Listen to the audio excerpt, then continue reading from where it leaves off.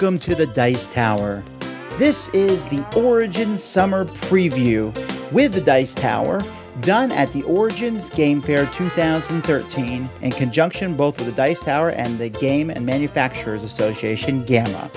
In this series of videos, we talk to different publishers and designers about games that have just come out or that are about to come out in the future. Here's today's video with your host, Eric Summer.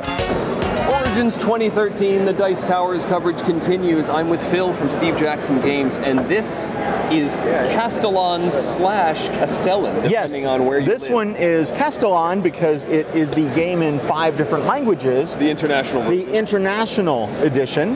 There is also a red-blue set, which is Castellan, because that is the proper way to say it, obviously. Because, yes. Yeah. So tell us about Castellan. Okay, Castellan here is a 2-player abstract strategy game. We're both going to work together to build a castle, but one of us wants to control the castle. Okay. So to control the castle, you have the most points at the end of the game because all of life is based on points. All right, so the first thing I want to do is show you this nifty packaging. Which looks lovely on the shelf. Looks lovely in stores because you want to sell games. Yeah. But the last thing a gamer wants to do is display his games as if he's in a retail store. So after you buy this, you rip this piece off and get some pieces. You pop this nifty little box open and say, whoa! All right, I now have my game. It all fits neatly. It shelves nicely because, seriously, do I want more space for packaging or more space for other games? Right. So, Castellan, the way this works is we each draw 2 cards from our decks. 2 separate decks? 2 separate decks, 2 cards from each. So, the cards are marked on the back. There are wall deck cards that have a little wall on them. Okay. And there are tower deck cards that have a little tower. Gotcha. So what's going to happen is we are going to take turns playing cards. You play between 1 and your entire hand, but you only draw 1 card at the end of each turn. So if you play your entire hand, you're kind of asking for it. So I'll start the game because I'm a dirty cheater. Go for it. So for my first turn, I am going to play 2 cards. I will play this card, which gives me 2 towers, and there's a little icon here. This means when I draw a card, I will actually draw 2 cards. And I will play this card, which gives me 1 short wall, 2 long walls, and 1 tower. So I now know that for my turn to start building the castle, I will use these pieces. Okay. So the way this works, I must play all the pieces I can legally play. Any that I cannot legally place, if you agree, yes, you cannot place that. I have to give it to you and you get it on your turn. Oh, fun. So I don't want to give you parts. Oh. So I am going to put the pieces together there. Now, I'm kind of stuck here because I could start to form a courtyard, enclose the area completely, which is what we want to do because then we can place a scoring piece inside. Right. But I don't have enough here to seal it. And so that leaves me open to...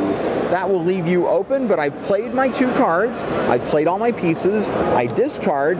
Now, because of this, I get to draw 2. This is where the backs come into play. I look at my hand and say, you know, I need some tower cards. So I'm going to draw 2 cards from the tower deck. I really need those. Okay. That's my turn. So now it is your turn to play. So if I wanted to try and enclose this to score points, right?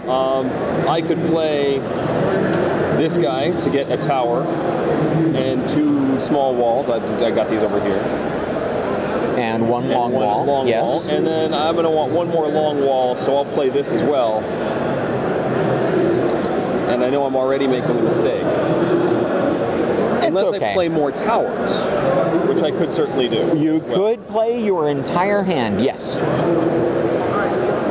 So why not? You don't win if you don't play.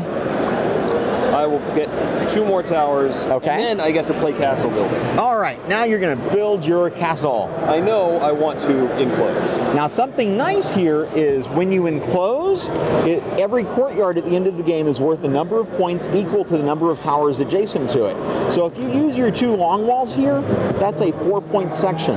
But a nifty little trick, 2 short walls and a tower is the exact same length as a long wall, so you could do that, and you have enough of these actually to do that. And what you've turned is you can either have a 4-point courtyard or a 6-point courtyard with your pieces. Well, why would I not make a 6-point courtyard? Maybe you want to lose, I don't know. I was planning on making another structure over here with my extra towers. Well, the interesting thing is, once you enclose a courtyard, it is yours. I may not play into that. But you can come back later and play again. So, for example, on a later turn, you could play a tower and 2 short walls there and drop another one of your scoring keeps in there. And since it's adjacent, that point would be 2, 4, 6 points for this one, plus another 4 for that one. So you want to capture areas and just try and dominate. Okay. And you still have 4 pieces left to play. That I have to put somewhere. You have to put somewhere. And I don't necessarily want to give you tremendous opportunity to score. No, because I've already taken that road and given you a great setup. Yes, which I appreciate. So I'm going to build out because I have to. Now remember, that short one can serve you in the future if you play it inside. Very true. So you can plan ahead. And then I'll just send another long wall out here. Yep. So both of us can use it later. And that's get discarded, yeah. And you'll draw 1 card. And notice you played 3 cards. You're only drawing once. You're at 2. Since I played the draw a card, I'm at 4. So I have a lot to work with. You have a lot to work with on this next turn. And what happens once the game ends and one player is the last player with any cards left, he draws any remaining cards and plays all of his cards at once, because that's effectively what's happening. It just accelerates the end game. And a game typically lasts about 30 to 45 minutes for 2 players, 90 to 120 if you're somebody who is going to sit here and go for about a week. Sure. You know, it's kind of like when I play zombie dice. And yeah, which is a brain burner, by the way. It's very difficult. Brain eater, really. Yeah, anyway. We don't do that. But 30 to 45 minutes, and if you buy the second set, the red and blue, you mix them and you can play 3 and 4 player games. We found that even with adding 2 more players, it runs in about an hour. Okay. Because you've got more to work with. People, I mean, everybody's leaving things for you to work with and working off of each other. And that is Castellan. All right, and I've seen this at the booth here at the show. Is this also out? We had advanced copies shipped over to the show, and those are now gone. It is day 2. They are gone. So how soon do you expect general distribution? The red and blue set will ship in July, and the yellow-green should be late August, early September. Okay. And where do we go to find more info about when the game's available? You go to sjgames.com. sjgames.com. Thank you very much for spending some time with us. Thank you, Eric. Thanks so much for watching The Dice Tower and the Origin Summer Preview. We'll see you next time. I'm Tom Vassell, and you've been watching The Dice Tower.